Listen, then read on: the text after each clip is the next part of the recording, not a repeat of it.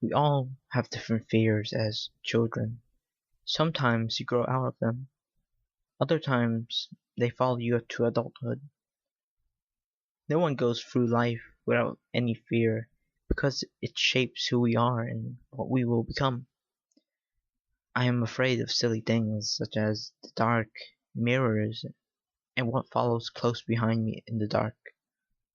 We all have experienced the feeling of being watched, but do we always dare to turn around? When we do turn around, what do we see? What do we fear of seeing? I recall this one night I spent home in my apartment. It was a pretty calm November evening, not too much going on in the neighborhood. My upstairs neighbor had quieted down, so it was just the silence and I. I was up late working on a gift for a close friend of mine. I was making her a Legend of Zelda Bleach t-shirt.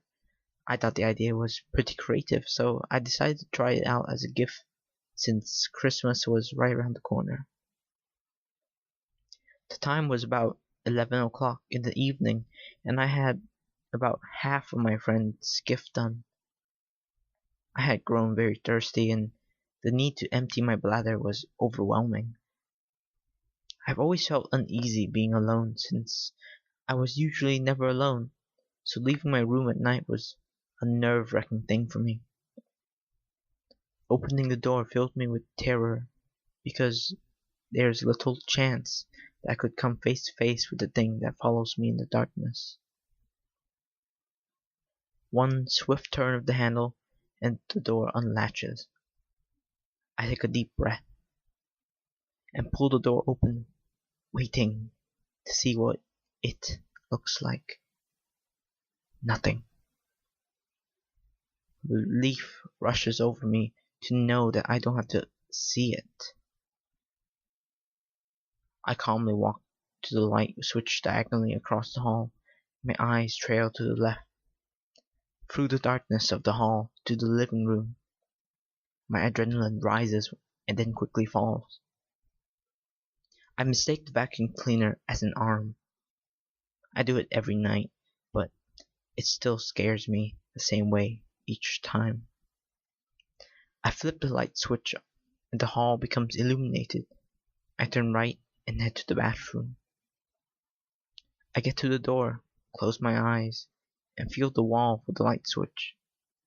The thought of being touched makes me panic, so I quickly find the switch and flip it upwards. My eyes open to see my reflection in the mirror. More relief. I do my business and flush. I wash my hands vigorously and turn off the water. I think about those movies where the actor looks up and there's something standing behind them. I look up and it's just me. The light coming from the hallway. I dry my hands and turn to walk out the door. I stop with my hand on the light switch and look behind at the mirror. My reflection is mimicking me as it should. I shut off the light and head to the kitchen. I reach the kitchen in about 10 steps. I open the fridge and browse some of the things I have in there to munch on. I grab a water bottle and stood up. I turned my head towards the door and I see something move through my peripheral vision. I brushed off the best I could and turned the kitchen and hall lights off. I keep my eyes focused on the light coming from my room. The hair on my back rises as I step foot into my room. Safety and security surround me. I start to close the door. About halfway, a porcelain mask-like face starts to slowly creep around the doorframe. It slowly turns towards me, and the empty eyes start staring straight at me. I shut the door completely and pretend like I didn't see it. like I have in the past before that night, and like I do every night that passes.